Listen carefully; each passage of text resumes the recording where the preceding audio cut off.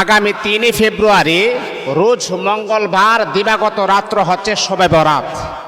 এই শবে বরাতের রাত্রিতে কি আমল আপনি করবেন, মা বোনেরা ঘরে যারা আছেন কিভাবে আপনারা নফল নামাজ পড়বেন এবং কি নিয়মে তাসবিহ তাহলিলগুলো আপনি আদায় করবেন, নামাজ যে আপনি পড়বেন কিভাবে আপনি নিয়ত করবেন, আজকের এই ভিডিওতে সম্পূর্ণভাবে আমি আপনাদেরকে জানিয়ে দিব শবে বরাতের রাত্রটা আমরা কিভাবে কাটাবো এবং এর পরের দিন কয়টা রোজা রাখতে হবে এবং শবে বরাতের উসিলাতে কয়টা রোজা রাখতে হবে।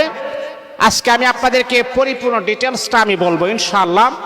আপনার মনোযোগ সহকারে শুনবেন, ইনশাআল্লাহ আপনাদের জীবনের অনেক উপকার হবে।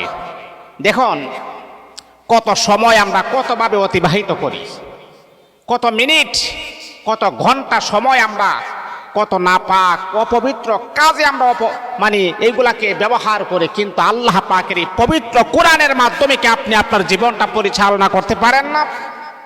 আজকে শবে বরাত, এই যে আগামী 3 ফেব্রুয়ারি রোজ মঙ্গলবারে যে শবে বরাত, এই রাতটি হচ্ছে একটা গুরুত্বপূর্ণ রাত, যেই রাতের ব্যাপারে হাদিসের ভিতরে আসছে ইদা কানা লাইলাতুন নিসফি মিন শাবান ফাকুমু লাইলাহা ওয়া সুমু ইয়াওমাহা ফাইন্নাল্লাহা তাআলা ইয়ানজিলু ফিহা লিগুরুবিশ শামসি ইলাস সামাঈদ দুনিয়া।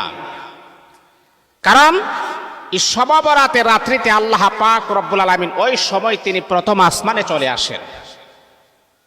এটা হলো সূর্য যখন অস্ত হয়ে যায়, এই যে মাগরিবের নামাজের সময় বা মাগরিবের নামাজের আগ মুহূর্তে আপনি দেখবেন সূর্য একেবারে অস্ত হয়ে যায়, ওই সময় কিন্তু আল্লাহ পাক দুনিয়ার আসমানে চলে আসেন, ইলাস সামাঈদ দুনিয়া, দুনিয়ার আসমানে চলে আসেন।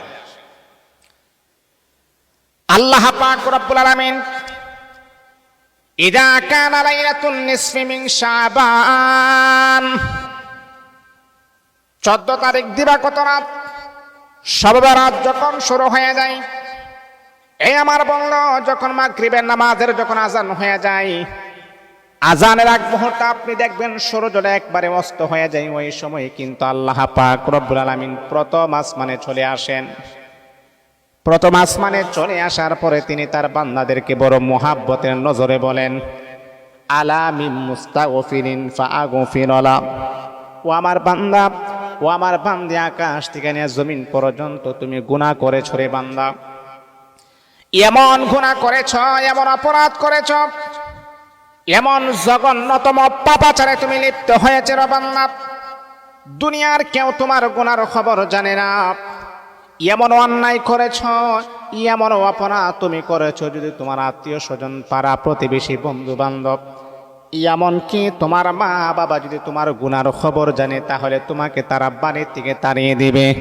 বান্দারে, এমন নাফরমানি তুমি করেছ, ওই নাফরমানি যদি তোমার এলাকার কোনো মেম্বার, চেয়ারম্যান জানে, তাহলে তোমাকে গ্রাম থেকে তাড়িয়ে দিবে।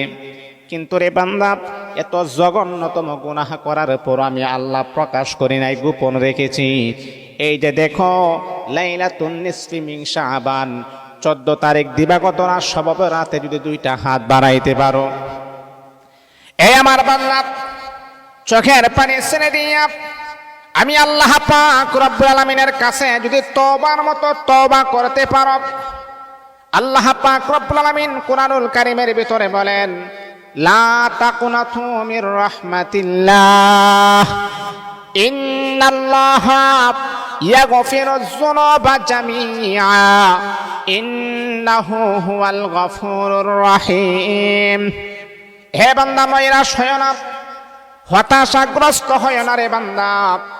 এই যে শাবানের 14 তারিখ দিবাগত রাত হলো শাবান শবে বরাত, ওই রাত্রিতে যদি তওবার মতো তওবা করতে পারো, খালেস দিলে তওবা করতে পারো, আর যদি তুমি বলো আল্লাহ আমি অন্যায় করেছি, অপরাধ করেছি, শয়তানের প্রবঞ্চনায় পরে আমি জুলুম করেছি, আল্লাহ তুমি আমাকে ক্ষমা করে দাও, তুমি আমাকে মাফ করে দাও, আর জীবনে কোনোদিন জিনা করব না, আর জীবনে কোনোদিন পাপাচারে লিপ্ত হব না, আর জীবনে কোনোদিন আমি গুনাহের কাজ করব না, আর জীবনে কোনোদিন আমি নামাজ ছাড়ব না, আর জীবনে কোনোদিন অন্যের হক নষ্ট করে খাওয়ার কোনো চিন্তা ফিকির আমি করব না, জনগণের টাকা আমি আত্মসাৎ করব না। বান্দারে এমন ভাবে যদি তুমি আমি আল্লাহ পাকের কাছে শবে বরাতের রাত্রিতে প্রমিস করতে পারো, ইলা সামা ইদ দুনিয়া, আমি আল্লাহ তো প্রথম আসমানে চলে আসি, আমি আল্লাহ ওই সময় তোমার দিকে রহমতের নজরে তাকিয়ে থাকি, ওই সময় তওবার মতো তওবা করলে আমি আল্লাহ তোমার জিন্দেগির গুনাহগুলারে মাফ করে দিব। এই জন্যে বাবা বন্ধুরা আমার, আগামী 3 ফেব্রুয়ারি মঙ্গলবার রোজ, মঙ্গলবার শবে বরাত, ওই রাতটাকে কি কি আমল আপনি করবেন শোনেন, দিলের কান লাগে আপনি শোনেন। 1 নম্বর হলো বেশি বেশি আপনি নফল নামাজ আপনি পড়বেন। অনেকে আমাকে প্রশ্ন করেন, হুজুর এই যে শবে বরাত যে চলে আসছে, কয় রাকাত নফল নামাজ পড়তে হবে আপনি আমাদেরকে জানায়া দেন। ও আমার মা ও আমার বাবা, না কয় রাকাত পড়বেন এটার কোনো নির্দিষ্ট কোনো রাকাতের সীমারেখা নাই। কিন্তু মা গো ও আমার বাবা, যত রাকাত আপনার মনে চাই, আপনি যদি ভালোভাবে যদি আপনি 20 রাকাত পড়েন কোনো সমস্যা নাই, ইখলাসিয়ত ভাবে যদি আপনি 12 রাকাত পড়েন কোনো সমস্যা নাই। আর আপনি যদি প্রতিজ্ঞা করেন না না আমি 20 রাকাত পড়ব না, আমি 100 রাকাত পড়ব, এত কোনো সমস্যা নাই।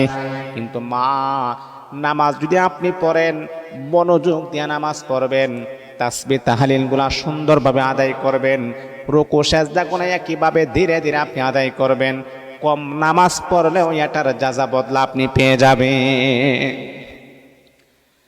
আপনি যদি বলেন যে না আমি 100 রাকাত নফল নামাজ পড়ব, কোনো সমস্যা নাই, কারণ কত রাকাত পড়বেন এটার কোনো নির্দিষ্টতা নাই।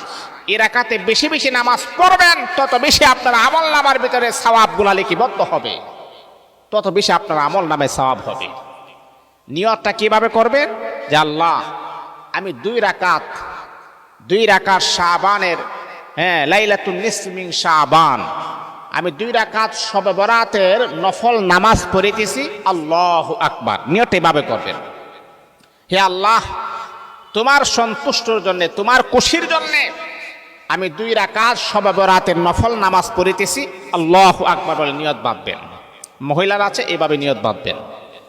তারপরে আমি আপনাকে বলবো দেখেন 20 রাকাত, বা আপনাকে বলবো 100 রাকাত পড়ার কোনো প্রয়োজন নাই, 50 রাকাত পড়ার প্রয়োজন নেই। আপনি ইখলাসিয়ত ভাবে আমলের সাথে মুহাব্বতের সাথে আমলটাকে নামাজটাকে মুহাব্বত নিয়ে মাত্র আপনি 10 রাকাত 12 রাকাত পড়েন, সময় নিয়ে আপনি পড়েন, এটাই আপনার নাজাতের জন্য ওসিলা হয়ে যাবে। তাহলে 1 নাম্বার হলো ওই রাত্রিতে আপনি বেশি বেশি করে নফল নামাজ পড়বেন, জিকির করবেন। আপনি যখন 2 রাকাত নামাজ যখন আপনি পড়বেন, আবার 2 রাকাত নামাজের জন্য আপনি দাঁড়িয়ে যাবেন, যখন আর 4 রাকাত যখন হয়ে যাবে তখন বসে বসে আপনি জিকির করবেন, লা ইলাহা ইল্লাল্লাহ, লা ইলাহা ইল্লাল্লাহ, আল্লাহ আল্লাহ আল্লাহ আল্লাহ আল্লাহ আল্লাহ আল্লাহ।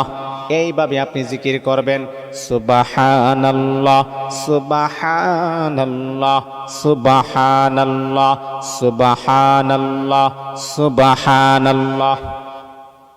মানে বসে বসে আপনি জিকির করবেন, আলহামদুলিল্লাহ